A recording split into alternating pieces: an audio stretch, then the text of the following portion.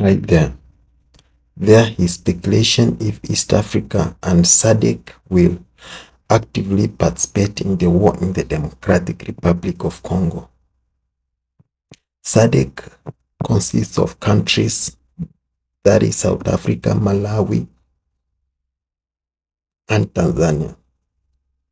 And SADC is actively participating, and 2 days ago some of its soldiers died from the M23 attack, and some, as we speak now, are in the region of Goma.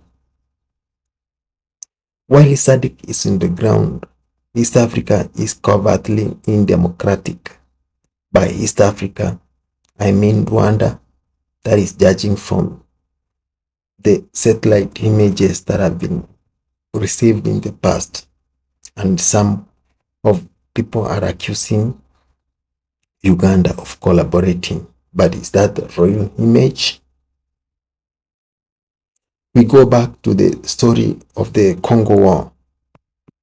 In the video, that is a story of Mariana, who was discovered, her parents killed. She actually witnessed. The genesis of this conflict goes back years, that is 94, actually 92, from the year 92, with the massacre of Tutsis. It's sad for such a young girl to experience such kind of brutality at her age. I'm going to tell you, to show you how Africa and especially the SADC and East Africa, Rwanda, Uganda, may be involved in a war. The video is the Interahamwe, the ones you are seeing, the FDLM. These are the guys Rwanda says are destabilizing and threatening Rwanda. Let us go back to the successive Congo War, the year 1996 and 1997.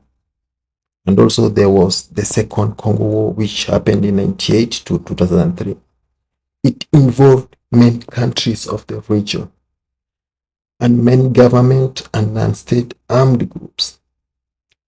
They were, to a large extent, a spillover from the 1990 and 94 Rwandan Civil War and the 94 genocide against the Tutsi people. The 1.5 million people who fled the country in the wake of the Rwandan Patriotic Front's military victory settled in Zaire, just across the border. Like in the video, those are the people who settled the Hutus. What's happened after the war?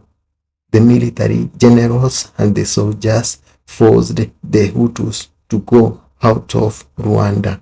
This is after the massacre of the Tutsis. They reasoned that since they had killed many Tutsis, the Tutsis could revenge against them. Settling there, the Hutus dreamt of coming back to power, and they started attacking the new government in Rwanda. Rwanda retaliated by attacking DRC in the east of the country, the regions of the east of the country. In Uganda, Burundi, and Angola were also attacked by insurgent groups who had escaped from their respective countries. This led to a regional alliance in support of a Zairean rebel movement that toppled Mobutu regime in the year 1997 May. The problem at the origin of the first war were not settled with the installation of Laurent Kabila as the new president of what became the Democratic Republic of Congo. This means that after the ouster of Mobutu Sese Seko, Kabila was installed. After being installed, the issues were not resolved, and people saw him as a project of Rwanda. So these are more than 3 countries who participated. At the same time, Kabila called for his friends to help him. At the beginning of 98, when Kabila's regime tried to disperse the people who helped him into power, that is the Banyamulenge. Banyamulenge are the Tutsis residing in Democratic Republic of Congo. The people, the Banyamulenge, mutinied against being made to serve alongside the former soldiers of Mobutu's Zaire army, now incorporated into the government of President Kabila. It was fear of the FAS. The FAS were soldiers who were related to Mobutu Sese Seko. This made the Banyamulenge to rebel in September of that year and launch the War of Liberation. This is now another war. Congo is about wars, war after war.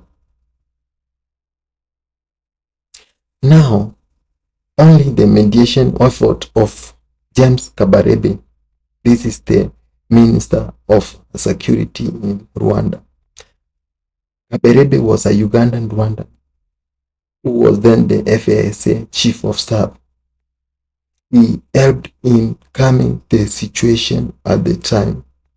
For the Banyamulenge soldiers, the departure of the Rwandans, after the Rwandans helped to ouster Mobutu Sese Seko, some of them stayed, some of them were awarded lucrative positions. And after Kabila said that enough is enough, now the Rwandans have helped us, they need to go. The Banyamulenge, who are Tutsis in Democratic Republic of Congo, did not want that to happen. Rwanda, followed by Uganda, launched a new war in August 1998. But this was not a remake of the first, as all actors, that is Rwanda and Uganda, reasoned in terms of the enemy of my enemy is my friend. Alliances shifted dramatically. And eventually, Uganda and Rwanda became enemies. In fact, there was a war that happened in a town in Democratic Republic of Congo. The two friends inside Democratic Republic of Congo went to war. Just a 2-day war led to a massacre in which more than 100 soldiers from both sides died. But many of these soldiers who died came from Uganda. But some countries were not involved, like Tanzania and Kenya. Tanzania was only covertly involved. Kenya was a non-state, was neutral in this situation. Hostility between Rwanda and Uganda persists up to date, but sometimes they do cooperate. This led to a military stalemate and eventually to a fragile peace deal in 2003.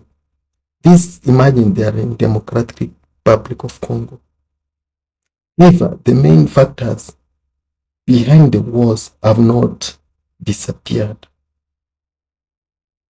But everybody says that if Democratic Republic of Congo was strong, all this could not be happening. The question is this: with the current situation in the history of DRC, are many African countries going to be involved? The answer is yes. South Africa is already there. Rwanda is already there. Uganda is already there.